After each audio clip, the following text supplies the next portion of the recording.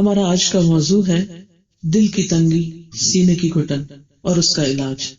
اس دنیا میں جب سے انسان آیا ہے وہ مختلف طرح کے حالات سے گزرتا ہے۔ کبھی انسان صبح اٹھتا ہے تو اس کا دل بہت خوش ہوتا ہے، اور کبھی ایک عجب سی اداسی ہوتی۔ بظاہر کوئی سبب نظر نہیں آتا، اور اگر بعض اوقات کوئی سبب یا وجہ ہوتی ہے تو بھول بھی چکا ہوتا ہے، مگر لاشعور سے اس کے اثرات اٹھ کر شعور پر آتے ہیں اور انسان پریشان ہو جاتا ہے۔ بعض اوقات انجانے وسوسوں کا شکار ہوتا ہے، انہونے قسم کے تفکرات اور توہمات کا شکار ہوتا ہے، اور بیٹھے بیٹھے ایک خوف کا شکار ہوتا ہے۔ کبھی اسے لوگوں کی باتیں ستاتی، اور یہ سب کے ساتھ ہوتا ہے، کوئی نیک ہو یا بد، اچھا ہو یا برا، ہر ایک پر یہ کیفیت آتی۔ دنیا میں اللہ سبحانہ و تعالیٰ نے انسانوں میں سے سب سے زیادہ بڑا مقام پیغمبروں کو دیا، اور پیغمبروں میں سے بھی سب سے بڑا مقام رسول اللہ صلی اللہ علیہ وسلم کا ہے، کہ جن کو اللہ سبحانہ و تعالیٰ نے 7 آسمانوں کے اوپر ایسے مقام پر بلایا جہاں کوئی مقرب فرشتہ بھی نہ پہنچ سکا۔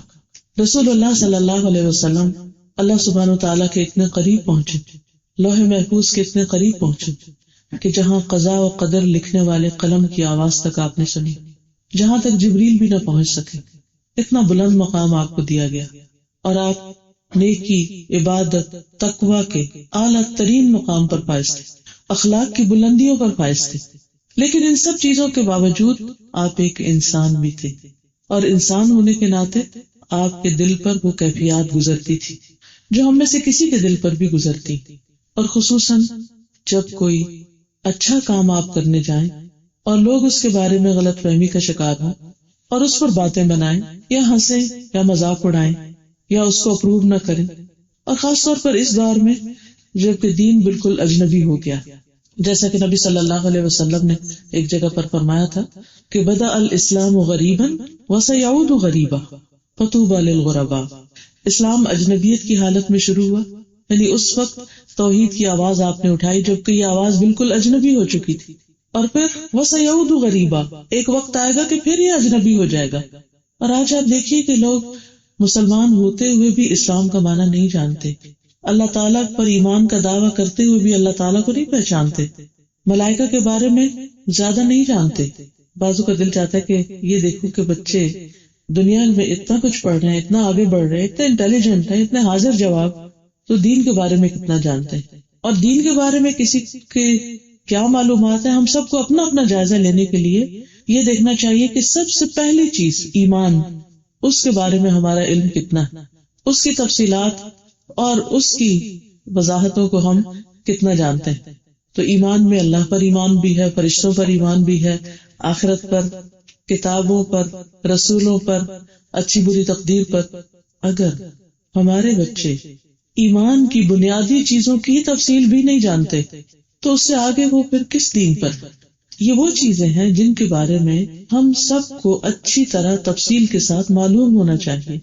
پھر اس کے بعد اسلام کیا ہے، احسان کیا ہے، دین کی باقی تفصیلات کیا ہے۔ تو عام طور پر یہ معلومات ہم واجبی طور پر، معمولی طور پر جان لیتے ہیں، اس سے آگے نہیں جانتے۔ تو اس سے یہ پتہ چلتا ہے کہ آپ نے جو یہ فرمایا تھا کہ دین جو ہے وہ اجنبی ہو جائے گا، وسیعود غریبا، لوگ اس کے بارے میں نہیں جانیں گے، ایسے جیسے کوئی اسٹرینجر ہوتا ہے۔ تو دین ہمارا اپنا ہوتے ہوئے بھی ہم اگر اس کے بارے میں نہیں جانتے، اور مسلمان گھرانوں میں ہی وہ اجنبیت ہو گئی اس سے کہ دنیا بھر کی چیزوں کے بارے میں معلومات ہے لیکن اپنے ہی دین کے بارے میں، ایمان کے بارے میں، اس کی تفصیلات کے بارے میں علم نہیں، تو یہ ایک خطرناک بات ہے۔ بہرحال ایسے دور میں جب کوئی شخص، یعنی افسوس کی بات تو یہ ہے کہ جب کوئی شخص دین کی طرف آنے لگتا ہے، اس کو سمجھنے کی کوشش کرتا ہے، اس کو اپنانے کی کوشش کرتا ہے، تو اس وقت اس پر ہر طرف سے بوچھاڑ ہو جاتی، بعض اوقات اس پہ باتیں بنائی جاتی ہیں، مذاق اڑایا جاتا ہے، تانے دیے جاتے ہیں۔ تو ان باتوں کا نتیجہ کیا ہوتا ہے؟ انسان کا دل تنگ پڑنے لگتا ہے، وہ گھبرانے لگتا ہے، وہ سوچتا ہے میں جاؤں تو کدھر جاؤں۔ اور آپ دیکھیے کہ دلچسپ بات یہ ہے کہ اللہ سبحانہ وتعالیٰ قرآن مجید میں حضور صلی اللہ علیہ وسلم کو تسلی دیتے ہوئے فرماتے ہیں، سورۃ الحجر آیت نمبر 97، اور بلا شبہ یقیناً ہم جانتے ہیں کہ بے شک آپ کا سینہ اس سے تنگ ہوتا ہے جو باتیں وہ کہتے ہیں، یعنی لوگ جو باتیں بناتے ہیں آپ پر، اس سے آپ کا دل گھٹتا ہے، آپ کو تکلیف پہنچتی، آپ کو غم لاحق ہوتا ہے، اور ہم اس کو اچھی طرح جانتے ہیں. ظاہر ہے اللہ سبحانہ تعالیٰ سے بڑھ کر دلوں کے حال کون جان سکتا ہے. بعض اوقات ہمارے بہت قریبی عزیز دوست پیارے وہ بھی نہیں جانتے ہمارے اندر کیا کیفیت گزر رہی ہے. ہسبینڈ وائف کا رشتہ کتنا قریب کا ہوتا ہے. اللہ تعالیٰ فرماتے ہیں ہن لباس لکم وانتم لباس لہن، وہ تمہارا لباس ہے تم ان کا لباس ہے. اتنے قریبی رشتے، لیکن ان کو بھی نہیں پتا ہوتا، ایک دوسرے کا نہیں پتا ہوتا کہ دل کی حالت کیا ہے. ایک شخص کتنا بھی بتائے کہ میرے اوپر اس وقت کیا گزر رہا ہے، لیکن سب کچھ بتا بھی نہیں پاتا. تو جس رب نے ہمیں پیدا کیا ہے وہ خوب جانتا ہے. تو اللہ تعالیٰ فرماتے ہیں ہمیں اچھی طرح پتا ہے وَلَقَدْ نَعْلَمُ، البتہ تحقیق یعنی یقینی طور پر ہم جانتے ہیں انک یضیق صدرک، کہ آپ کا دل بھجتا ہے، تنگ ہوتا ہے، گھٹتا ہے، بما یقولون، جو باتیں یہ کرتے ہیں، یعنی آپ کے خلاف جو باتیں بناتے ہیں، آپ پر جو الزام تراشی کرتے ہیں، آپ کا جس طرح مذاق اڑاتے ہیں، یہ سب کچھ ہمیں معلوم ہے. اب اس کا علاج کیا ہے، اس کا حل کیا ہے؟ اس کا حل یہ نہیں کہ جو کچھ وہ کر رہے ہیں وہ آپ بھی شروع کر دیں. عام طور پر ہمارا دل کب ٹھنڈا ہوتا ہے یا ہم کس وقت پھر اپنے آپ کو خوش پاتے ہیں جب کوئی ہمیں ایک سنائے تو ہمیں دو سنا سکے. ایک کے بدلے میں ایک سنا کے بھی ہم ٹھنڈے نہیں ہوتے. جب تک پھر خوب خبر نہ لے تو ہمارے اندر کی بڑاس نہیں نکلتی. تو یہ حل نہیں بتایا گیا کیونکہ نبی صلی اللہ علیہ وسلم اخلاق کے بلند ترین مرتبے پر فائز تھے. تو اللہ تعالیٰ فرماتے ہیں کہ آپ کیا کیجئے، 3 کام کیجئے. فسبح بحمد ربک، نمبر 1 اپنے رب کی حمد کے ساتھ تسبیح کریں. تسبیح علاج بتایا گیا. دوسری بات وَقُم مِّنَ السَّاجِدِينَ، سجدہ کرنے والوں میں سے ہو جائیں، یعنی نماز سے مدد لیں. اور تیسری چیز وَاعْبُدْ رَبَّكَ حَتَّى يَأْتِيَكَ الْيَقِينُ، اپنے رب کی عبادت کریں یہاں تک کہ آپ کے پاس یقین آ جائے، یعنی زندگی کا آخری وقت آ جائے. اس راستے پر قائم رہیں، جمے رہیں. یہ ہے علاج سینے کی گھٹن کا، دل کی تنگی کا. یعنی جب آپ کا دل تنگ پڑے تو ان 3 چیزوں کو لازم کر لیں. اب اس میں ہمارے لیے بھی رہنمائی ہے کہ جب دین کے راستے پہ چلتے ہوئے یا ویسے دنیاوی معاملات میں بھی اگر انسان کے دل میں کسی قسم کی کوئی گھٹن محسوس ہونے لگے، کوئی پریشانی آنے لگے، ڈپریشن ہونے لگے جو آج کل کے ٹرمز میں، تو سب سے پہلا کام کرنے کا کیا ہے؟ جب دل تنگ ہو، غمگین ہو، اداس ہو، پریشان ہو، تو نمبر 1 تسبیح کریں. قرآن مجید میں اللہ سبحانہ و تعالیٰ نے نبی صلی اللہ علیہ وسلم کو 2 مواقع پر تسبیح کا حکم دیا. ایک غم کے موقع پر، دوسرا فتح کے موقع پر، خوشی کے موقع پر. تو مومن 2 حالتوں میں سے ایک حالت میں ہوتا ہے، یا اچھی حالت میں یا تکلیف کی حالت میں، یا غم ہوتا ہے یا خوشی ہوتی ہے. تو دونوں مواقع پر کیا کرنا ہے؟ اللہ کی تسبیح بیان کرنی. غم کا موقع تو یہ ہو گیا، خوشی کا موقع کون سا ہے؟ اذا جاء نصر اللہ والفتح ورأيت الناس يدخلون في دين الله افواجا فسبح بحمد ربك واستغفر انه كان توابا. کہ جب اللہ کی فتح اور مدد آ جائے اور آپ دیکھیں کہ لوگ دین میں فوج در فوج داخل ہونے لگے. ایک وہ وقت تھا کہ مذاق اڑایا جا رہا تھا، آپ اجنبی ہو گئے تھے، اور ایک وہ وقت ہے کہ آپ کا مشن کامیاب ہو گیا، آپ فتح سے ہمکنار ہو گئے. تو دونوں مواقع پر کیا کرے؟ فسبح بحمد ربک، اپنے رب کی حمد کے ساتھ اس کی تسبیح کریں. فسبح، تسبیح کا کیا مطلب ہوتا ہے؟ تسبیح کے 2 معنی. ایک ہے اللہ سبحانہ تعالیٰ کی تعریف کرنا، اس کی خوبیوں کو بیان کرنا. دوسرا ہے ہر قسم کے نقص اور عیب سے اس کو پاک قرار دینا، کہ اللہ سبحانہ تعالیٰ کی جتنی بھی صفات ہیں وہ ان میں کمال رکھتا ہے، کامل ہے. اور پھر تسبیح کے ساتھ حمد کا ذکر جو خاص طور پر آیا، تو ہم تعریف کرنے کو کہتے ہیں، اور ہم اس تعریف کے لیے کہا جاتا ہے یا اس کی تعریف کے لیے استعمال ہوتا ہے جس کے اندر کمال بھی ہو اور وہ صاحب انعام بھی ہو، یعنی ہر لحاظ سے پرفیکٹ. اور یہ اللہ سبحانہ وتعالیٰ کے سوا کوئی نہیں. اور دوسری طرف کمال کے علاوہ صاحب انعام، یعنی نعمتیں دینے والا، انعام کرنے والا، دینے والا ہو، جنرس ہو. تو ہمیں جو کچھ ملا ہے صرف مجھے اور آپ کو نہیں، پوری دنیا کو.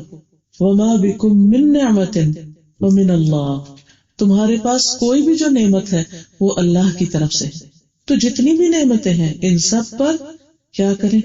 اللہ تعالیٰ کا شکر ادا کریں، اللہ کی تعریف کریں.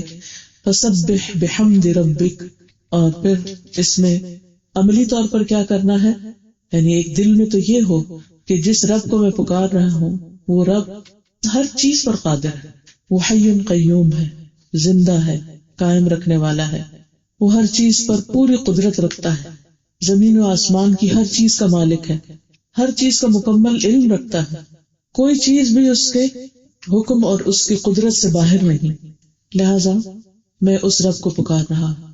اور پھر زبان سے کیا کہے، سبحان اللہ، سبحان اللہ و بحمدہ، سبحان اللہ والحمد للہ ولا الہ الا اللہ واللہ اکبر، یعنی اس ذکر کی کثرت کر دینی چاہیے غم اور دکھ کے موقع پر۔ رسول اللہ صلی اللہ علیہ وسلم نے فرمایا، جس نے سبحان اللہ و بحمدہ دن میں 100 مرتبہ کہا اس کے گناہ معاف کر دیے جاتے ہیں، خواہ سمندر کی جھاگ برابری کیوں نہ ہو۔ یعنی انسان تو ہر وقت خطائیں کرتا ہے اور یہ ہمارے گناہ ہی ہوتے ہیں، ہماری اپنی زیادتیاں ہوتی ہیں کہ جس کی وجہ سے ہمارے لیے مشکلات آتی ہیں، کیونکہ اللہ سبحانہ وتعالیٰ کسی پر ظلم نہیں کرتا۔ تو ان مشکلات اور ان بوجھوں کو ہٹانے کا طریقہ کیا ہے؟ اللہ سبحانہ وتعالیٰ کا ذکر کیا جائے اور اس کی تسبیح کی جائے۔ اور اس کی سب سے بڑی مثال یونس علیہ السلام کی مثال ہے کہ جب وہ مچھلی کے پیٹ میں چلے گئے تھے تو اس وقت غم کے مارے ان کا جو حال ہوا تھا، اس کو تھوڑا سا آپ سمجھ سکتے ہیں کہ اگر آپ کبھی لفٹ پہ جا رہے ہوں اور لفٹ سٹک ہو جائے درمیان اور اس کی لائٹ آف ہو جائے، حتیٰ کہ آف نہ بھی ہو، روشن بھی ہو، شیشے کی لفٹ میں بھی جا رہے ہوں، تب بھی وہ جو دیوار کے سامنے سے گزرتا ہے اور تھوڑی سا بھی بلاکیج آتا ہے تو ایسے دل بند ہوتا ہے کہ یہ کسی تنگ جگہ پر پھنس گئے ہیں، یا کبھی کسی کمرے کے اندر ہو یا کسی بھی ایسی جگہ پر جہاں پر آپ کو شدید تنہائی کا احساس اور ایک خوف کی لہر دوڑ جائے آپ کے اندر، تو اس وقت سوچیں کہ اس وقت کو امیجن کر کے سوچیں کہ یونس علیہ السلام کا حال کیا ہوا ہوگا کہ جب وہ مچھلی کے پیٹ میں ایک تنگ جگہ، اندھیرے میں، ایک گندی جگہ، کیونکہ سمک تھا تو وہ کیسی جگہ ہوگی کہ جہاں وہ پہنچ گئے اور آنن فانن پہنچ گئے، ادھر کشتی سے گرائے گئے اور ادھر مچھلی کے پیٹ میں چلے گئے، اور مچھلی بھی لے کے سمندر کے اندر اتر گئی۔ تو سمندروں کے اندھیرے، مچھلی کے پیٹ کے اندھیرے اور غم کے اندھیرے، تو اللہ سبحانہ وتعالیٰ سورۃ الانبیاء 87 اور 88 میں فرماتے ہیں، اور مچھلی والے کو جب وہ غصے سے بھرا ہوا چلا گیا، بس اس نے اپنی قوم پر غصے ہوئے تھے اور ان کو چھوڑ کے ناراض ہو کے چلے گئے تھے۔ اللہ کے پیغمبر ہیں لیکن انسان ہے نا، تو اس لیے ایسی کیفیات آتی ہیں، اور جب کوئی انتہائی تنگ کر دے تو غصہ آ جانا کیونکہ ہیومن نیچر ہے، تو غصے سے بھرا ہوا چلا گیا۔ اس نے سمجھا کہ ہم اس پر گرفت تنگ نہ کریں گے، اس کو پکڑ نہیں سکتے، تو اس نے اندھیروں میں پکارا کہ تیرے سوا کوئی معبود نہیں، لا الہ الا انت سبحانک، تو پاک ہے، انی کنت من الظالمین، یقیناً میں ظلم کرنے والوں میں سے ہو گیا ہوں۔ تو ہم نے اس کی دعا قبول کر لی اور اسے غم سے نجات دے دی، اور اسی طرح ہم ایمان والوں کو نجات دیتے ہیں، یعنی باقی بھی جو ایمان رکھتے ہیں ان کو بھی ہم اس کلام کے ساتھ اس طریقے پر دعا مانگنے کی وجہ سے نجات دیتے ہیں۔ تو یہ ہمارا یقین ہونا چاہیے کہ اللہ سبحانہ وتعالیٰ کی بات سچی ہے، وَمَنْ أَصْدَقُ مِنَ اللَّهِ قِيلًا وَمَنْ أَصْدَقُ مِنَ اللَّهِ حَدِيثًا، اللہ سے بڑھ کر اپنی بات میں سچا کون ہو سکتا ہے؟ تو یہ اللہ کی بات بالکل سچی بات ہے کہ انہوں نے غم میں پکارا اور اللہ تعالیٰ نے ان کا غم دور کر دیا، اور کن الفاظ سے پکارا، لا الہ الا انت سبحانک انی کنت من الظالمین۔ دوسری جگہ پر اللہ تعالیٰ فرماتے ہیں، فلولا انہ کان من المسبحین للبث فی بطنہ الی یوم یبعثون، پھر اگر بات یہ نہ ہوتی کہ بے شک وہ تسبیح کرنے والوں میں سے تھا تو یقیناً اس مچھلی کے پیٹ میں اس دن تک رہتا جس میں لوگ اٹھائے جائیں گے۔ یعنی اللہ تعالیٰ صاف فرما رہے ہیں کہ اگر یونس علیہ السلام تسبیح نہ کرتے تو قیامت تک مچھلی کے پیٹ میں ہی رہتے، وہ اس غم میں ہی رہتے، وہ مچھلی کا پیٹ ان کے لیے ان کی قبر بن جاتا، قیامت تک اس میں رہتے، اس سے نہ نکالے جاتے۔ تو اس سے کیا پتہ چلتا ہے کہ رنج، غم، دکھ، تکلیف کے موقع پر بر وقت علاج کرنا اور صحیح علاج کرنا بہت ضروری ہے، اور وہ کیا ہے؟ اللہ کا ذکر اور اس کی تسبیح، اور پورے یقین کے ساتھ اس تسبیح کو ادا کرنا۔ نبی صلی اللہ علیہ وسلم نے فرمایا، وہ جو ذنون یعنی یونس علیہ السلام کی دعا ہے جب وہ مچھلی کے پیٹ میں تھے، یعنی لا الہ الا انت سبحانک انی کنت من الظالمین، جب بھی کوئی مسلمان کسی معاملے میں ان الفاظ کے ساتھ اپنے پروردگار سے دعا کرے تو وہ دعا اس کے لیے ضرور قبول ہوگی. یہ مسند احمد کی روایت ہے کہ ضرور اس کا غم دور کیا جائے گا، اس کی مشکل آسان کی جائے گی. اور ویسے بھی حقیقت یہ ہے کہ اللہ کی یاد، اللہ کا ذکر دلوں کے لیے اطمینان کا باعث ہے، ڈر، غم، خوف دور کرنے کا نسخہ ہے. رسول اللہ صلی اللہ علیہ وسلم نے فرمایا، جو شخص رات سے خوف کھائے کہ وہ اسے پریشان کرے گی.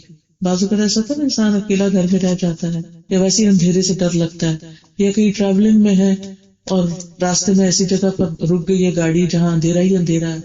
تو جو شخص رات سے خوف کھائے کہ وہ اسے پریشان کرے گی، یا مال کے ساتھ بخل کرے کہ وہ خرچ ہو جائے گا، یعنی پیسے جانے کا غم ہو، یا دشمن کے سامنے بزدلی کرے کہ وہ اسے قتل کر دے گا، تو اسے چاہیے کہ وہ اس قول کی کثرت کر دے. یعنی جب بھی انسان یہ محسوس کرے کہ وہ دوسرے اس پر غالب آ جائیں گے یا اس کا کوئی نقصان ہو جائے گا، یعنی کسی بھی قسم کا وہم، فکر، غم جو بعض اوقات اچانک ہی دل میں آ جاتا ہے، فوراً تسبیح شروع کر دینی چاہیے. چاہے آیت کریمہ ہو، چاہے سبحان اللہ و بحمدہ ہو، چاہے لا الہ الا اللہ ہو. پھر نہ صرف یہ کہ غموں کو دور کرنے کا ذریعہ ہے، بلکہ اللہ سبحانہ تعالیٰ سے قرب کا احساس بھی ہوتا ہے اللہ کے ذکر سے. رسول اللہ صلی اللہ علیہ وسلم نے فرمایا، تم اللہ کی عظمت کا جو ذکر کرتے ہو، یعنی اللہ کی بڑائی بیان کرتے ہو، تسبیح، تہلیل اور تحمید کے الفاظ کہتے ہو، وہ عرش کے ارد گرد چکر لگاتے ہیں. یعنی ہمارا یہ منہ سے نکلے ہوئے یہ لفظ یہاں نہیں رہتے، یہ عرش کے گرد پہنچ جاتے ہیں. ان کی ایسی بنبناہٹ ہوتی ہے جیسے شہد کی مکھیوں کی بنبناہٹ ہوتی ہے. کبھی آپ نے اس کو سنا ہوگا کر کے.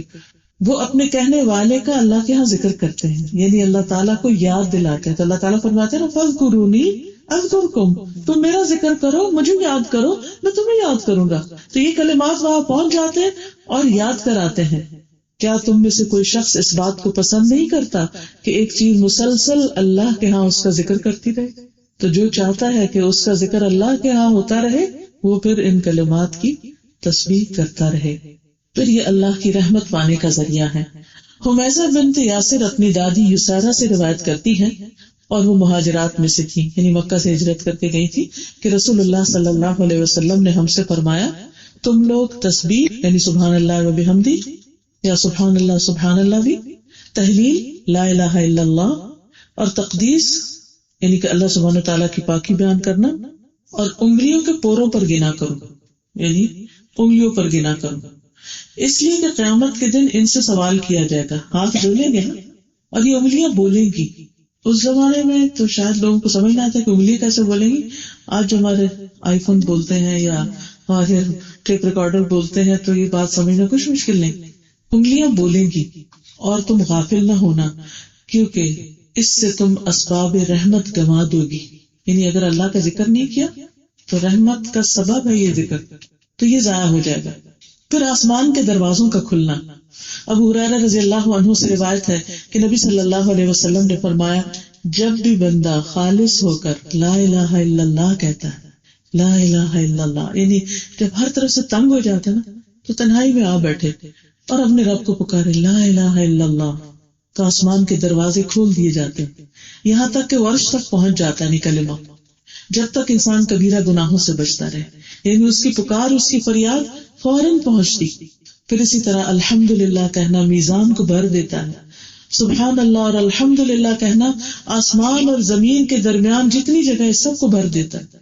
یعنی اتنی بڑی چیز ہے، اتنے بڑے کلمات ہیں یہ، لیکن عام طور پر ہمیں یقین چونکہ نہیں ہوتا، اس لیے ان کی ویلیو نہیں کرتے، ان کو اس توجہ کے ساتھ نہیں پڑھتے. بعض اوقات پڑھتے بھی ہیں، دھیان کہیں ہوتا ہے، سن کچھ اور رہے ہوتے ہیں، دیکھ کچھ اور رہے ہوتے ہیں، کر کچھ اور رہے ہوتے ہیں، اور صرف سبحان اللہ کہہ رہے ہوتے. ٹھیک ہے، نہ کہنے سے وہ بہتر ہے. میں نہیں کہتی کہ نہیں کہنا چاہیے ایسے، اور انسان کسی آئیڈیل ٹائم کا انتظار کرے کہ جب کوئی مسئلہ نہیں ہوگا تو پھر بیٹھ کے کروں گا. وہ ہماری زندگیوں میں کم ہی ہوتا ہے. لیکن جتنا وقت ملے، جہاں ملے، جب ملے، کوشش یہ کرنی چاہیے کہ جو کہہ رہے ہیں وہ ذرا سوچ بھی لیں. اگر 100 دفعہ پڑھا اور اس میں سے 7 دفعہ ہی سوچ لیے تو بھی بڑی بات ہے. پھر اسی طرح ایک اور روایت میں آتا ہے کہ رسول اللہ صلی اللہ علیہ وسلم نے فرمایا، اپنا بچاؤ حاصل کر لو، اپنے آپ کو پروٹیکٹ کر لو. صحابہ نے کہا اللہ کے رسول صلی اللہ علیہ وسلم کیا دشمن آ گیا؟ کیونکہ مدینہ پر ہر وقت دشمنوں کے آنے کا خوف پر ایک افواہیں اڑا کرتی تھی، تو ان کا دھیان فوراً انہی کی طرف گیا. آپ نے فرمایا نہیں، تمہارا بچاؤ جہنم سے سبحان اللہ والحمد للہ ولا الہ الا اللہ واللہ اکبر یہ پڑھو. یعنی یہ پڑھنا تمہارے لیے آگ سے بچاؤ کا ذریعہ ہے، کیونکہ یہ کلمات قیامت کے دن تمہارے پیچھے آ کر تمہارا بچاؤ کریں گے، اور یہی کلمات باقیات صالحات ہیں. وہ قرآن مجید میں آتا ہے المال والبنون زینت الحیات الدنیا، مال اور بیٹے دنیا کی زندگی کی رونق ہے. والباقیات الصالحات خیر عند ربک ثوابا وخیر املا. تو اس لیے ان کلمات کو بھولنا نہیں چاہیے. عموماً یہ ہوتا ہے کہ بال بچوں کی مصروفیات میں، دنیا کے کاموں میں ہم ذکر کرنا بھول جاتے ہیں یا ایکٹیو ذکر کرنا بھول جاتے ہیں. تو یہ کلمات قیامت کے دن ہمارے فائدے کے ہیں جب مال اور بیٹے کام نہیں آئیں گے. یوم لا ینفع مال ولا بنون، جس دن مال اور بیٹے کام نہیں آئیں گے بلکہ دور بھاگ جائیں گے. یوم یفر المرء من اخیہ وامہ وابیہ، جس دن انسان بھاگ جائے گا اپنی ہی ماں سے، اپنے ہی باپ سے، اپنے ہی بیٹے سے، اپنی ہی بیوی سے، کوئی کسی کو نہیں پوچھے گا. تو اس دن انسان کا یہ کیا ہوا ذکر اس کے کام آئے گا. پھر اسی طرح انسان جو ہے وہ اللہ سبحانہ وتعالیٰ کا ایک طرح سے مخروص ہے، تو تسبیحات کے ذریعے انسان دراصل اپنے آپ کو آزاد بھی کرواتا ہے. رسول اللہ صلی اللہ علیہ وسلم نے فرمایا بے شک بنی آدم کے ہر انسان کو، یعنی آدم کی اولاد کے ہر انسان کو 360 جوڑوں پر پیدا کیا گیا. پس جو شخص اللہ اکبر، الحمدللہ، لا الہ الا اللہ، سبحان اللہ، استغفر اللہ کہے اور مسلمان کے راستے سے پتھر یا کانٹا یا ہڈی ہٹا دے یا نیکی کا حکم دے یا برائی سے روکے، تو یہ اس کے 360 جوڑوں کے شمار کے برابر ہے. اور وہ اس دن جب شام کرے گا تو اپنے نفس کو جہنم کی آگ سے دور کر لے گا. یعنی یہ چھوٹے چھوٹے کام، چھوٹی چھوٹی نیکیاں جن کو ہم معمولی سمجھتے ہیں، یہ بھی اکٹھی ہو کر انسان کے لیے آگ سے رہائی کا باعث بنے گی. پھر اسی طرح گناہوں کو جھاڑنے کا ذریعہ بھی ہے. انس رضی اللہ عنہ سے روایت ہے کہ رسول اللہ صلی اللہ علیہ وسلم ایک ایسے درخت کے پاس سے گزرے جس کے پتے سوکھ چکے تھے، تو آپ نے اس پر لاٹھی ماری جس سے پتے جھڑنے لگے. پھر آپ نے فرمایا الحمدللہ وسبحان اللہ ولا الہ الا اللہ واللہ اکبر. اس کو پڑھنے سے بندے کے گناہ اس طرح جھڑتے ہیں جس طرح اس درخت کے پتے جھڑے. اچھا، اس سے یہ بھی پتا چلتا ہے کہ نبی صلی اللہ علیہ وسلم کی تعلیم دینے کا انداز کتنا نیچرل تھا اور ایکٹیویٹی بیسڈ تھا، کہ پہلے آپ نے درخت کے پتے جھاڑ کے ان کو پورا سین دکھایا، اور پھر وہ جب ایسی کوئی چیز نظر آتی ہے تو انسان پوری طرح متوجہ ہو جاتا ہے. اور خصوصاً پتوں کا گرنا کبھی بھی آپ اگنور نہیں کر سکتے. اگر آپ کسی روڈ سے بھی جا رہے ہو نا اور پتے گر رہے ہوں تو آپ لازماً غور کریں گے ان پر. تو نبی صلی اللہ علیہ وسلم پتے گرا کے پہلے پھر ان کو بتایا کہ تم اگر یہ تسبیحات پڑھو گے تو تمہارے گناہ بھی پتوں کی طرح جھڑ جائیں گے، گر جائیں گے. اور پھر ایک اور روایت میں تو آتا ہے کہ 1000 خطائیں گرانے کا ذریعہ ہے. سعد رضی اللہ تعالیٰ عنہ سے روایت ہے کہ ہم آپ صلی اللہ علیہ وسلم کے پاس تھے تو آپ نے فرمایا تم میں سے کوئی ہر دن 1000 نیکیاں کمانے سے کیا عاجز ہے، کما سکتا ہے؟ تو آپ کے پاس بیٹھے لوگوں میں سے کسی نے پوچھا کہ یہ کیسے ممکن ہے کہ ہر روز ہم 1000 نیکیاں کریں، یعنی مطلب یہ کہ 1000 نیکی کے کام کریں. تو آپ نے فرمایا جو شخص 100 مرتبہ سبحان اللہ پڑھتا ہے اس کے لیے 1000 نیکیاں لکھی جاتی ہیں یا اس کی 1000 خطائیں مٹا دی جاتی ہیں.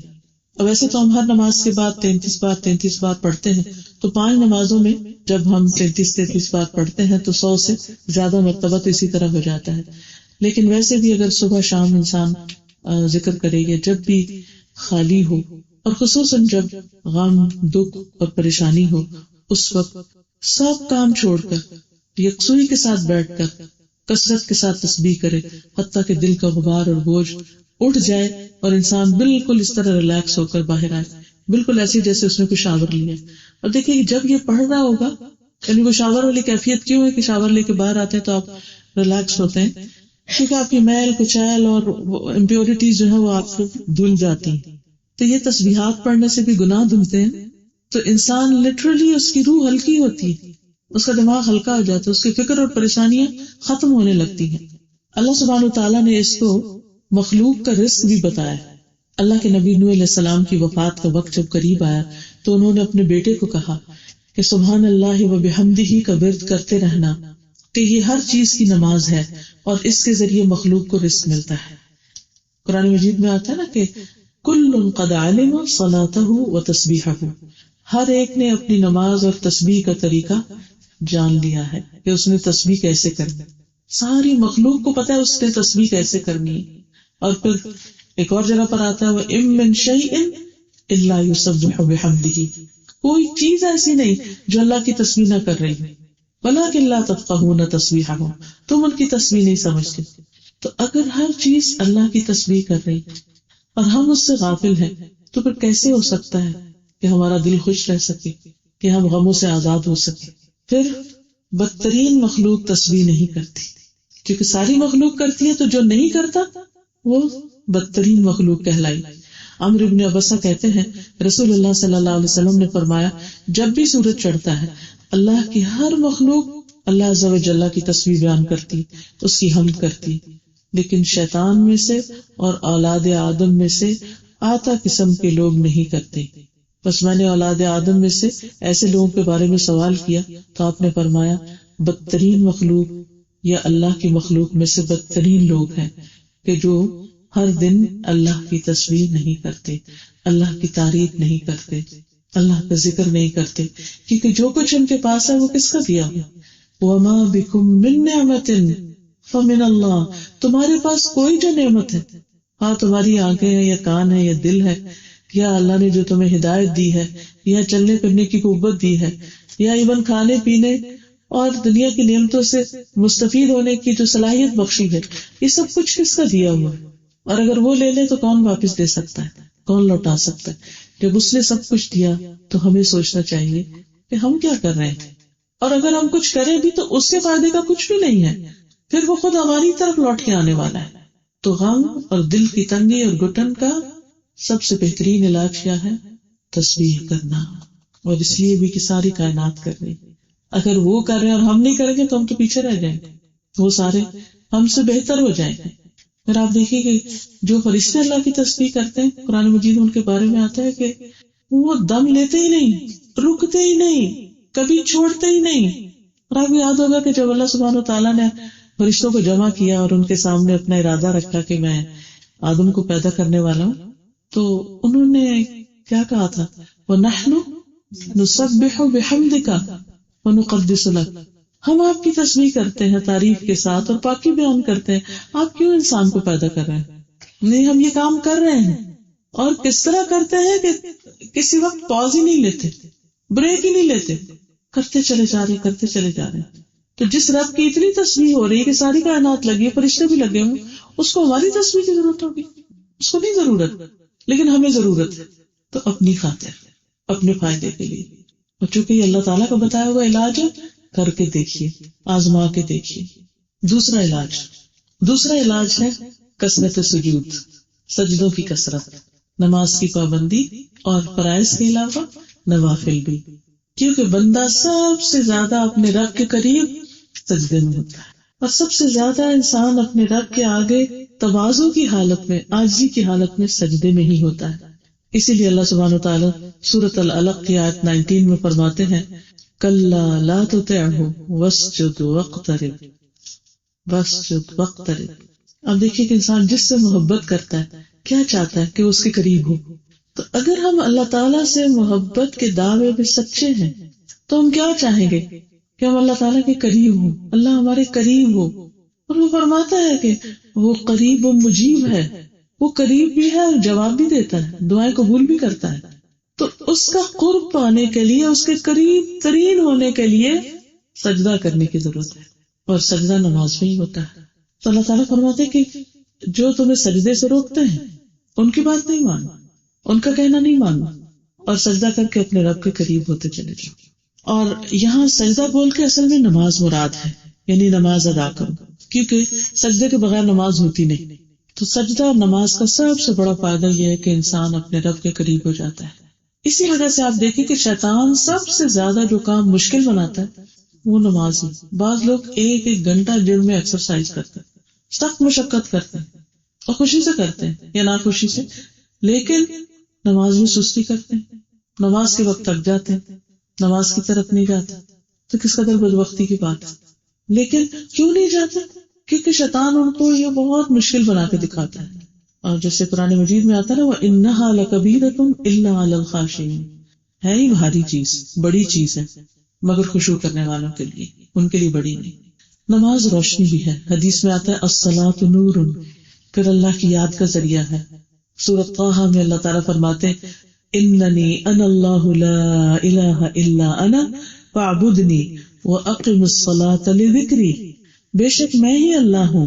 جب موسیٰ علیہ السلام سے اللہ تعالیٰ بات کر رہے تھے نا تو اس وقت فرمایا یہ میں ہی ہوں اللہ، میرے سوا کوئی معبود نہیں، میری عبادت کرو اور میری یاد کے لیے نماز قائم کرو. انسانوں کو جب ہم یاد کرتے ہیں تو کیا کرتے ہیں؟ فون کرتے ہیں، فون اٹھاتے ہیں، میسج کرتے ہیں، فون کرتے ہیں، بات کرتے ہیں. کوئی بھی ایک نارمل کال کتنی دیر کی ہوتی؟ 5 منٹ سے لے کر 1 گھنٹے تک نہیں ہو سکتی. کوئی پتہ چلتا کتنی دیر بات کی؟ جب کال بند کرتے ہیں تو کہتے ہیں 10 منٹ ہو گئے تھے، اتنی دیر بات کی. لیکن اگر کبھی دل تنگ ہو اور ہمیں خیال آ بھی جائے کہ ذرا نماز پڑھ لیں تو ہم کہتے ہیں بہت ٹائم لگ جائے گا، چاہے اتنی دیر بیٹھ کے سوچتے رہیں کچھ نہ کریں، لیکن اٹھ کے نماز نہیں پڑھتے. 2 نفل پڑھنے میں کتنی دیر لگتی؟ 5 منٹ. ایک دوست کو ایک کال کرنے میں جتنی دیر لگتی ہے اتنی دیر 2 رکعت پڑھنے میں لگتی. اور بہت سا بوجھ ختم ہو سکتا ہے، بہت سی پریشانی دور ہو سکتی ہے، اور اللہ تعالیٰ کا قرب نصیب ہوتا ہے، اللہ تعالیٰ کا کی محبت محسوس ہوتی ہے. انسان لازمی طور پر ریلیکس ہوتا ہے. مشکل ضرور ہے لیکن اس کے بعد فائدہ بھی بہت ہوتا ہے. خود اللہ سبحانہ وتعالیٰ سورۃ البقرہ 153 میں فرماتے ہیں یا ایھا الذین آمنوا استعینوا بالصبر والصلاۃ ان اللہ مع الصابرین، اے لوگوں جو ایمان لائے ہو صبر اور نماز کے ساتھ مدد طلب کرو. یعنی جب کوئی پریشانی آئے، دکھ اور تکلیف ہو تو نماز کے ساتھ مدد حاصل کرو. بے شک اللہ تعالیٰ صبر کرنے والوں کے ساتھ ہے، اللہ کی مدد آ جائے گی ان کو. انبیاء، صالحین، یہ سب نیک لوگ، اللہ کے نیک بندے اسی نسخے پر عمل کرتے رہے، اور انہی کا راستہ بہترین راستہ ہے کیونکہ ان پر اللہ تعالیٰ نے انعام فرمایا ہے. حضرت حذیفہ کہتے ہیں کہ نبی صلی اللہ علیہ وسلم کو جب کوئی مسئلہ درپیش ہوتا، کوئی مسئلہ، تو آپ نماز پڑھنا شروع کر دیتے. ہمیں جب کوئی مسئلہ درپیش ہوتا ہے تو ہم کیا کرتے؟ ٹیلی فون کرتے، مشورے لیتے. اچھا مشورہ کوئی دے دے تو پھر اس پر عمل بھی نہیں کرتے. بعض اوقات پسند کا مشورہ تو پھر کر لیتے ہیں، ناپسند کا تو نہیں کرتے. مشورے میں نقصان ہوتے تو پھر دوسرے کی شامت آتی کہ اس نے کہا تھا. مشورے بھی آپ کی مرضی کے مطابق دیتے ہیں، جو آپ پسند کر رہے ہوتے ہیں نا اسی میں ہاں ملاتے ہیں، وہی ٹھیک ہے. کیونکہ دوسرا کڑوا ہوتا ہے تو پھر وہ مشکل ہوتی ہے. تو تمام انبیاء کے بارے میں آتا ہے کانوا اذا فزعوا، کہ جب ان پہ کوئی گھبراہٹ آتی، کوئی پریشانی آتی، فزعوا الی الصلاۃ، وہ نماز کی طرف دوڑتے تھے. تو نیکسٹ ٹائم یاد رکھنا ہے کہ سب سے پہلے نماز اور اس کے بعد کسی سے بات، کسی کو فون بھی بعد میں کرنا ہے. رسول اللہ صلی اللہ علیہ وسلم نے فرمایا ابراہیم علیہ السلام نے سارہ علیہ السلام کو ساتھ لے کر جب ہجرت کی تو ایک ایسی بستی میں پہنچے جس میں بادشاہوں میں سے ایک بادشاہ یا ظالموں میں سے ایک ظالم وہاں پر رہتا تھا. اس نے ابراہیم علیہ السلام کے پاس یہ حکم بھیجا کہ سارہ کو ان کے پاس بھیج دے، بری نیت کے ساتھ. اب وہ آپ کیا کرتے، کیونکہ وہ بادشاہ تھا تو آپ نے سارہ کو بھیج دیا. تو وہ بادشاہ ان کے پاس کھڑا ہوا تو وہ کھڑی ہو کر وضو کر کے نماز پڑھنے لگی. سمجھ آئی؟ ایک عورت کے لیے سب سے مشکل وقت کیا ہو سکتا ہے. تو آپ دیکھیے کہ کس طرح عام طور پر لوگ مسئلہ پوچھتے ہیں کہ اگر کسی عورت کی عزت کو خطرہ ہو تو کیا وہ خودکشی کر سکتی. یہ بات آپ نے بھی سنی ہوگی کہ بہت دفعہ ہی سنتے ہیں، یا پاکستان جب بن رہا تھا اس وقت بھی کہا جاتا ہے کہ بہت عورتوں نے کنویں میں چھلانگیں لگا کے خودکشی کر لی تاکہ ان کی عزت محفوظ رہ جائے. تو عموماً لوگ پوچھتے ہیں کہ عزت محفوظ کرنے کے لیے کیا ہم ایسا کر سکتے ہیں. اب آپ دیکھیے کہ ایک خودکشی کا راستہ ہے اور ایک وہ ہے جو حضرت سارہ کا راستہ ہے. حضرت سارہ کے اوپر یہی کیفیت آ گئی تھی، ان کی عزت کو خطرہ ہو گیا تھا کیونکہ اس بادشاہ کو کسی نے بتایا کہ وہ بہت خوبصورت عورت ہے. تو بادشاہ کو یہی پتا چلا، اس نے کہا کہ اسے میرے پاس بھیج دیں. تو ابراہیم علیہ السلام کو اس نے حکم بھیج دیا کہ میرے پاس بھیج دو اپنی بیوی کو. انہوں نے بھیج دیا تو وہ پہنچی تو وضو کر کے نماز پڑھنا شروع کر دیا. انہوں نے کہنے لگی اے اللہ، اگر میں تجھ پر اور تیرے رسول پر ایمان رکھتی ہوں تو مجھ پر اس کافر کو مسلط نہ کر. کہتے ہیں کہ بادشاہ کا سانس گلے میں پھنسنے لگ گیا، یہاں تک کہ گر کے ایڑیاں رگڑنے لگا. وہ کچھ نہ کر سکا ان کا. اور پھر جب وہ جانے لگی تو ساتھ حضرت ہاجرہ کو دیا. ایسا کیوں ہے کہ ہمیں مشکل وقت میں ذکر، نماز، تسبیح یاد نہیں رہتی، ہم اللہ کو گڑ گڑا کے نہیں پکارتے. اور یہاں پر آپ دیکھیے کہ وہ وسیلہ پکڑتی ہیں ایمان کا، کہ اللہ اگر تو جانتا ہے کہ میرا تجھ پہ ایمان ہے، تیرے رسول پر ایمان ہے، تو پھر مجھے اس مصیبت سے نجات دے. بعض اوقات ہم دین کے راستے میں ہوتے ہیں اور ہم دین کی وجہ سے مشکل میں آ جاتے ہیں، تو دین کو وسیلہ نہیں بناتے کہ اللہ میں تیرے راستے پر ہوں، میں سب سے ہٹ کر، سب کو چھوڑ کر تیری طرح متوجہ ہوں. اگر تو مجھے تنہا چھوڑ دے گا، تو میری مدد نہیں کرے گا، تو میں کیا کروں گی؟ تو دیکھیے کیسے نہیں دعا سنی جاتی. لیکن ہمیں پکارنا نہیں آتا، ہم اس وقت یہی بھول جاتے، شیطان بھلوا دیتا. پھر سجدوں کی کثرت سے مدد، صرف دنیا کے لیے نہیں، آخرت کے لیے بھی. تو ربیہ بن کعب اسلمی کہتے ہیں کہ میں رسول اللہ صلی اللہ علیہ وسلم کے پاس رات گزارتا تھا، آپ کے لیے استنجا اور وضو کا پانی بھر کے لاتا تھا. تو ایک دن آپ نے فرمایا کہ مانگو. تو میں نے عرض کیا کہ میں جنت میں آپ کا ساتھ چاہتا ہوں. آپ نے فرمایا اس کے علاوہ کچھ اور مانگو. میں نے عرض کیا بس یہی چاہتا ہوں. دوبارہ پوچھا، اگلے دن پوچھا، پھر وہی مانگا، جنت ہی چاہتا ہوں اور کچھ نہیں چاہیے. تو آپ نے فرمایا اگر میرے ساتھ جنت میں رہنا چاہتے تو سجدوں کی کثرت سے میری مدد کرو.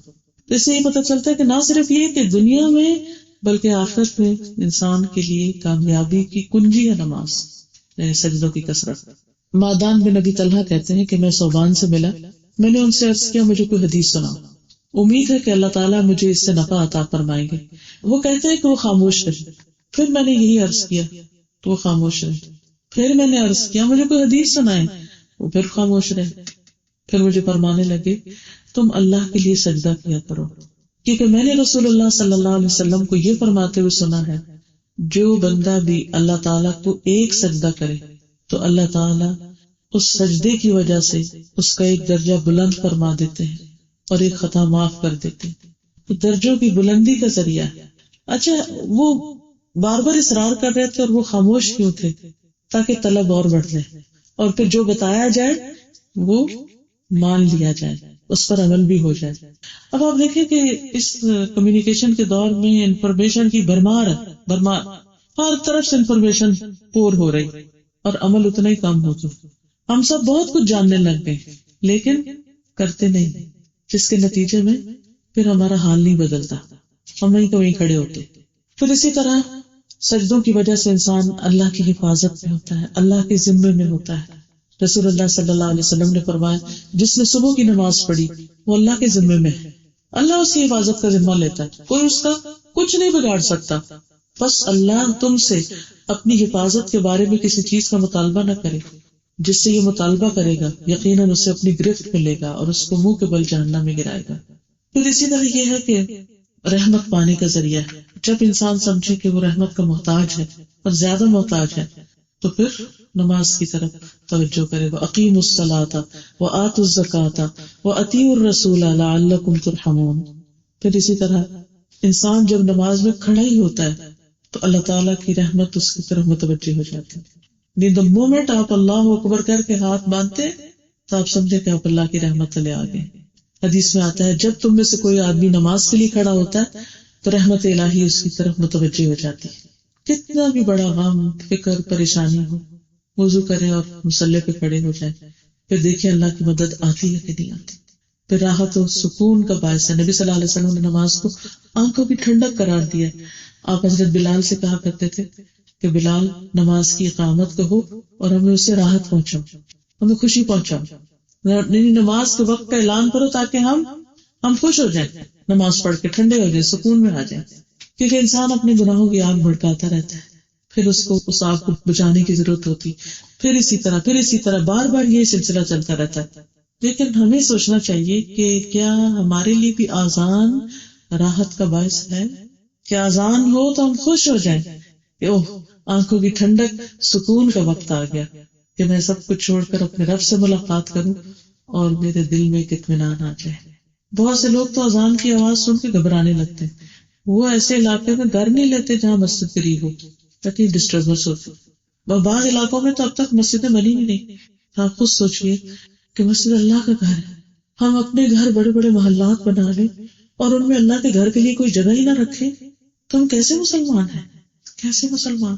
یعنی وہ چیز جو رحمت کھینچ کے لاتی ہے ہم اسی سے دور ہو جائیں. جہاں اذان ہوتی ہے وہاں سے شیطان بھاگنے لگتا ہے. تو کیا ایسی جگہوں پر رہیں جہاں پر کہیں اذان کی آواز نہ آئے؟ اس لیے اپنے ایمان کا اگر جائزہ لینا نا تو اذان کے وقت لیا کریں کہ اذان کی آواز سن کے دل کی کیفیت کیا ہوئی ہے. خوشی ہوئی ہے کہ پریشانی ہوئی کہ اوہ پھر نماز کا وقت آ گیا, اوہ پھر اب یہ کام چھوڑنا پڑے گا, اللہ میں تو بہت ہی مصروف تھی اور اب پھر اوہ اتنی جلدی اذان ہو گئی.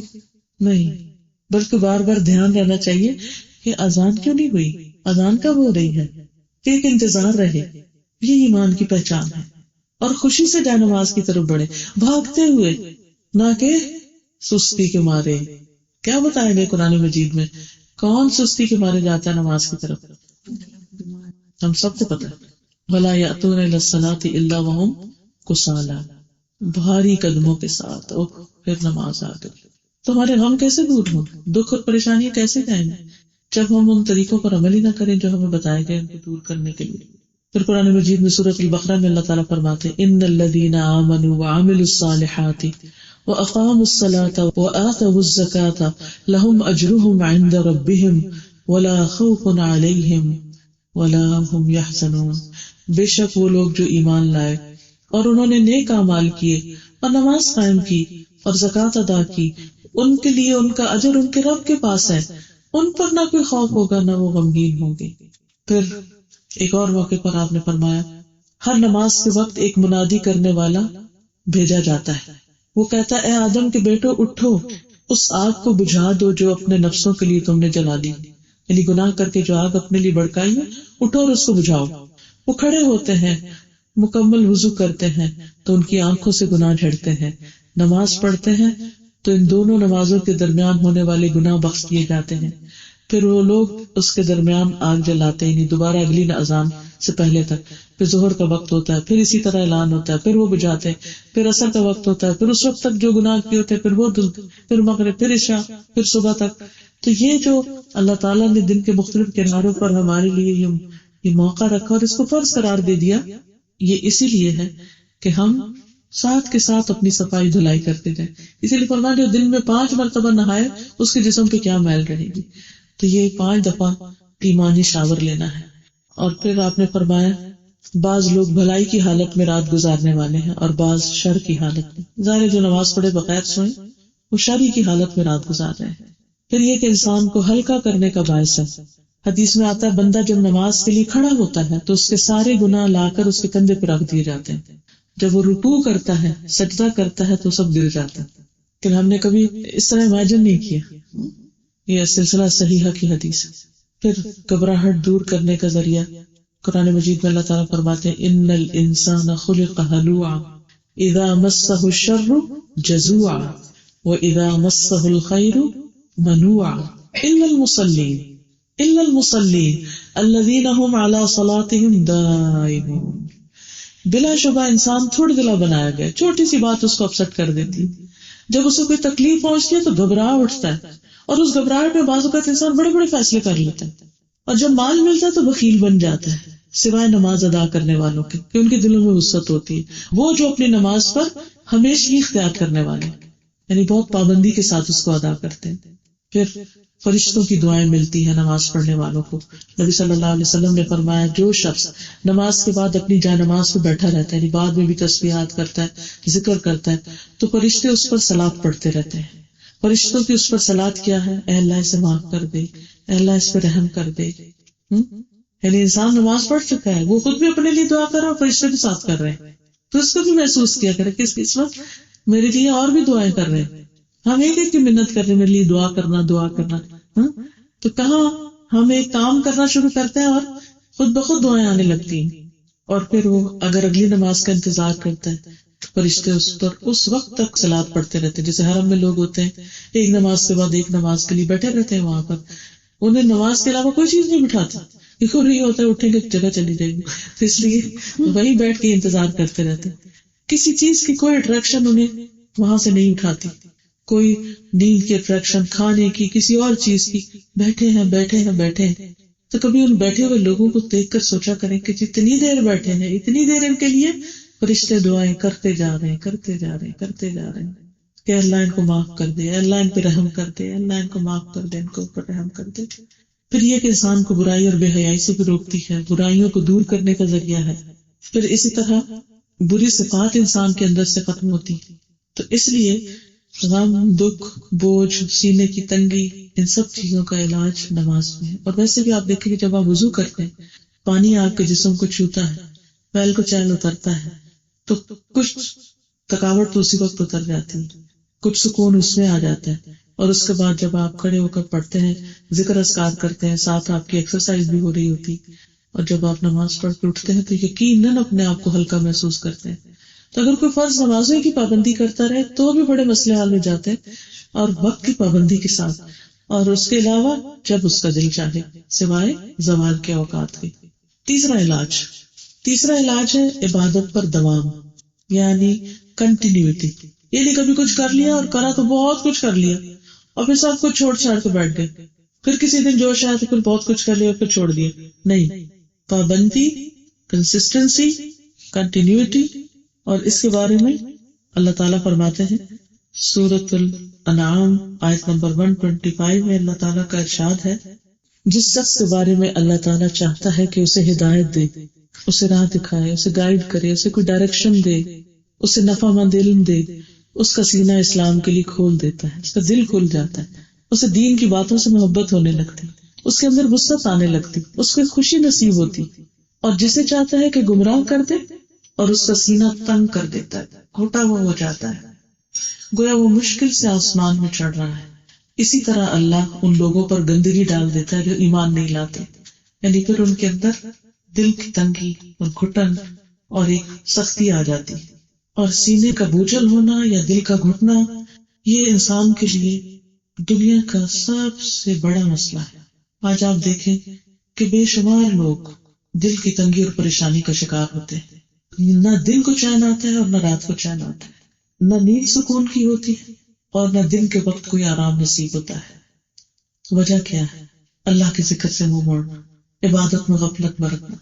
حدیث میں آتا ہے نبی صلی اللہ علیہ وسلم نے فرمایا، اے ابن آدم، میری عبادت کے لیے اپنے آپ کو فارغ کر لو، وقت نکالو، میں تیرے سینے کو بے نیازی سے بھر دوں گا، دل کو مطمئن کر دوں گا اور تمہارا فقر دور کر دوں گا، یعنی تمہاری محتاجی دور کر دوں گا.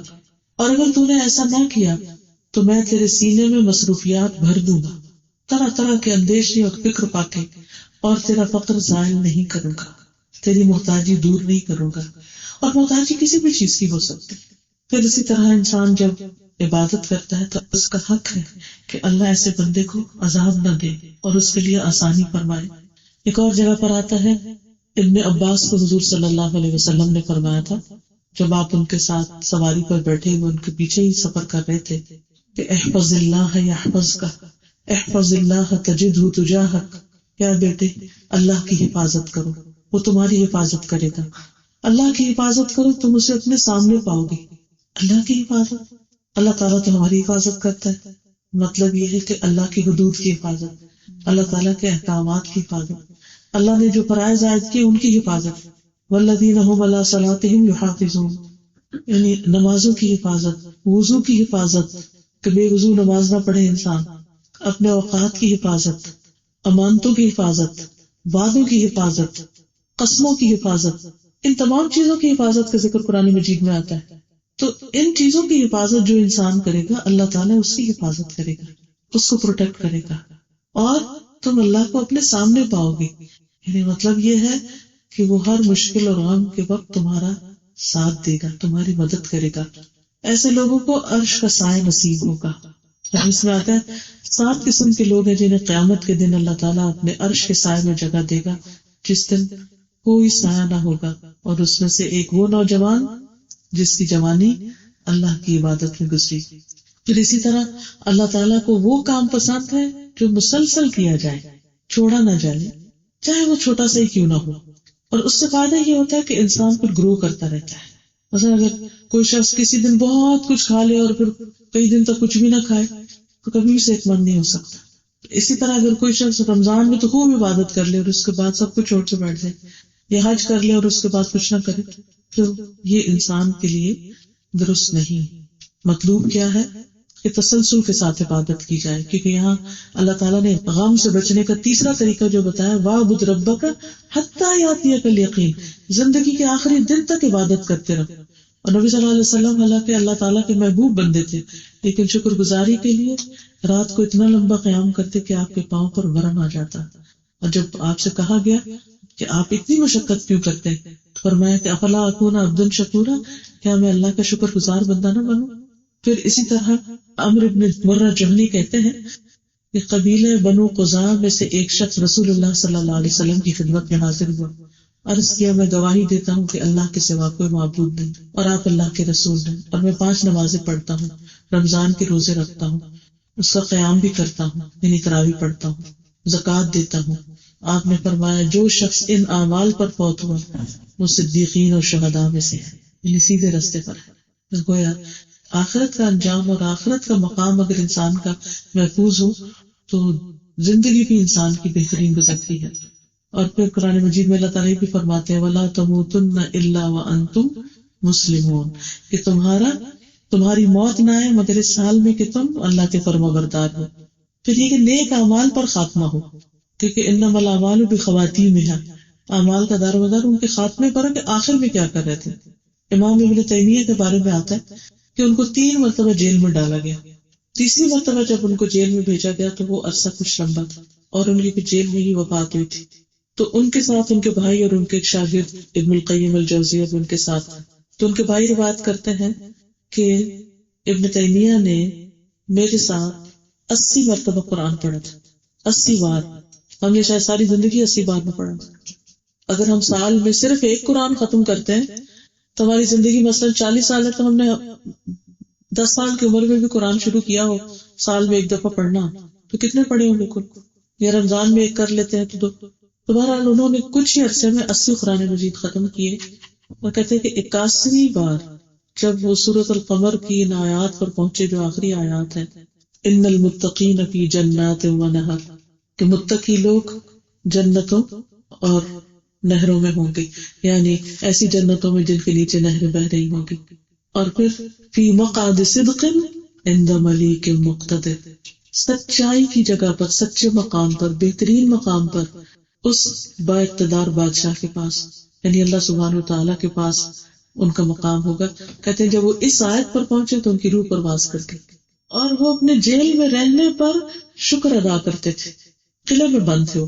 کہتے ہیں میں اگر یہ پورا قلعہ سونے کا بھر کے اللہ کی راہ میں صدقہ کر دوں اس شکر پر کہ مجھے انہوں نے جیل میں بھیج دیا ہے، کہ میرے پاس عبادت کا وقت مل گیا مجھے، تو بھی میں شکر ادا نہیں کر سکتا۔ اور ان لوگوں کے حق میں دعا کرتے تھے کہ اللہ ان کا بھلا کرے، اور وہ کہا کرتے تھے کہ میری جنت میرے سینے میں ہے، میرے دشمن میرا کچھ نہیں بگاڑ سکتے، میں جہاں بھی ہوں میری جنت میرے ساتھ ہے، اگر مجھے قتل کر دیں گے تو میں شہید ہو جاؤں گا، اور اگر میرا ایگزائل کر دیں گے، مجھے نکال دیں گے تو میرے لیے سیاحت ہے، میں اور ملک دیکھوں گا جا کے، اور اگر مجھے آئسولیٹ کر دیں گے، سب سے ہٹا کر اکیلے جیل میں ڈال دیں گے، تو وہ میری رب کے ساتھ خلوت ہے، میرا رب میرے ساتھ ہے، میں اس سے باتیں کروں گا۔ تو انسان بعض اوقات جب زیادہ غموں میں گھر جاتا ہے تو عبادت بھی بھول جاتا ہے، بعض لوگ ہوش و حواس میں نہیں رہتے، غم یا دکھ کی کثرت سے اپنے کوئی شوق میں چلے جاتے ہیں اور کئی قسم کی بیماریاں پیدا ہو جاتی ہیں۔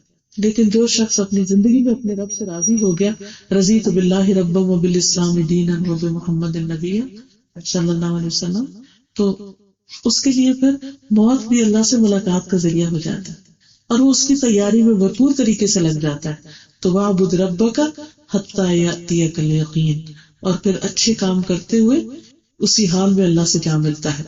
حذیفہ کہتے ہیں کہ ایک مرتبہ میں نے اپنا سینہ نبی صلی اللہ علیہ وسلم کے لیے تکیہ بنا رکھا تھا۔ آپ نے فرمایا جو شخص لا الہ الا اللہ کا اقرار کرے اللہ کی رضا چاہنے کے لیے اور اسی پر اس کا اختتام ہو تو وہ جنت میں داخل ہوگا۔ جو شخص اللہ کی رضا کے لیے ایک دن کا روزہ رکھے اور اسی حال میں چلا جائے تو وہ جنت میں داخل ہوگا۔ جو شخص اللہ کی رضا کے لیے صدقہ کرے اور اسی پر اس کا اختتام ہو تو وہ جنت میں داخل ہوگا۔ یعنی آخری عمل جو کچھ ہوگا اس کے مطابق انسان اٹھے، اور اگر احرام کی حالت میں کوئی فوت ہو جائے تو قیامت کے دن تلبیہ پکارتا وہ اٹھے گا۔ جو شخص اللہ کے راستے میں ہجرت کرے گا وہ اسی طرح اللہ تعالیٰ فرماتے ہیں کہ اگر اسے اس سال میں موت آ جائے تو اللہ پر اس کا اجر ثابت ہو گیا۔ ایک اور روایت میں آتا ہے کہ 3 قسم کے آدمیوں کا ذمہ اللہ پر ہے۔ جو شخص اللہ کی راہ میں جہاد کے لیے نکلا اس کا ذمہ اللہ پر ہے، اگر اس کی وفات ہو جائے تو اس کو جنت میں داخل کرے گا یا اجر و ثواب و غنیمت کے ساتھ واپس لوٹائے گا۔ دوسرا وہ آدمی جو مسجد کی طرف گیا تو وہ بھی اللہ کے ذمے میں ہے، اگر اس کی وفات ہو جائے تو اللہ اس کو جنت میں داخل کرے گا، کیونکہ وہ اللہ کے راستے پر یا اجر و ثواب کے ساتھ لوٹائے گا۔ تیسرا وہ آدمی جو سلام کے ساتھ اپنے گھر میں داخل ہوا تو اللہ عز و جل اس کا ضامن ہے، یعنی گھر میں داخل ہوتے وقت اس نے سلام کیا تو بھی اللہ کی پروٹیکشن میں ہے۔ اور پھر آپ دیکھیے کہ جس شخص کو کلمہ نصیب ہو جائے آخری وقت میں، جس شخص کا آخری کلام لا الہ الا اللہ ہو، وہ بھی جنت میں داخل ہوگا۔ تو اس لیے بہت ضروری ہے کہ ہم موت کے لیے ہر وقت تیار رہیں اور کوشش کریں کہ اچھے کاموں میں زندگی بسر ہو، اور جہاں کوئی ایسی چیز ہے جو اللہ کی نافرمانی ہو رہی ہے تو اس سے فوراً نکلنے کی کوشش کرے کہ اللہ اس حال میں ہماری روح نہ لینا کہ تو ہم سے ناراض ہو۔ تو غم کے دکھ کے 3 پائیدار علاج ہیں، ایک غم اور دکھ دنیا کا ہے اور ایک آخرت کا ہے۔ دنیا کے اگر کسی بھی طرح کم ہو جائے، اگر موت اچھے حال میں نہ آئی تو پھر آخرت کا کیا بنے گا، جو ہمیشہ کے لیے انسان کے ساتھ اس کی خوشی یا غم اس کے ساتھ لگ جائے گا۔ اس لیے نمبر 1 تسبیحات، اور اس وقت یقین کے ساتھ تسبیح پڑھنی ہے کہ جیسے یونس علیہ السلام کو اللہ نے غم سے آزاد کیا، اور نمبر 2 نماز کہ وہ آنکھوں کی ٹھنڈک، اور نمبر 3 آخری دم تک اللہ کی عبادت۔ کبھی نہ سمجھے کہ بہت کر لیا، بہت نیک بن گئے، اب کافی ہے، نہیں، کبھی بھی کافی نہیں۔ ساری زندگی بھی سجدے میں پڑے رہے تو کافی نہیں۔ اور اس کے ساتھ ساتھ رنج و غم سے بچنے کی دعائیں، یہ جو ایاک نستعین کتاب ہے اس میں بھی رنج و غم کے ازالے کی دعائیں، آئی فون پر ایپ بھی موجود ہے ایاک نستعین، اس میں بھی یہ دعائیں موجود ہیں جس میں اللہم انی اعوذ بک من الہم والحزن والعجز والکسل والجبن والبخل وذل الدین وغلبۃ الرجال۔ پھر اسی طرح اللہم لا سہل الا ما جعلتہ سہلا وانت تجعل الحزن سہلا اذا شئت، پھر لا الہ الا انت سبحانک انی کنت من الظالمین۔ پھر اسی طرح اللہ ربی لا اشرک بہ شیئا۔ اور پھر نبی صلی اللہ علیہ وسلم پر جب کوئی کرب اور دکھ اور غم ہوتا تو آپ فرماتے لا الہ الا اللہ العظیم الحلیم، لا الہ الا اللہ رب العرش العظیم، لا الہ الا اللہ رب السماوات ورب الارض ورب العرش الکریم۔ اور پھر حضرت عائشہ فرماتی ہے کہ نبی صلی اللہ علیہ وسلم ان الفاظ سے دم کیا کرتے تھے، امسح البأس رب الناس بیدک الشفاء لا یکشف الکرب الا انت۔ اے لوگوں کے رب، اس تکلیف کو دور کر دے، یعنی آپ اپنے اوپر بھی، اپنے سینے پہ یا اپنے دل پہ یا جہاں بھی ہے تو ہاتھ رکھ کے خود کو خود بھی دم کر سکتے ہیں کہ اللہ اس تکلیف کو دور کر دے، شفا تیرے ہی ہاتھ میں ہے، اس دکھ کو تیرے سوا کوئی دور نہیں کر سکتا۔ تو انشاءاللہ اللہ سبحانہ وتعالی ہر طرح کے غم، ڈپریشن اور پریشانی سے نجات عطا فرمائے گی۔ وآخر دعوانا الحمد للہ رب العالمین۔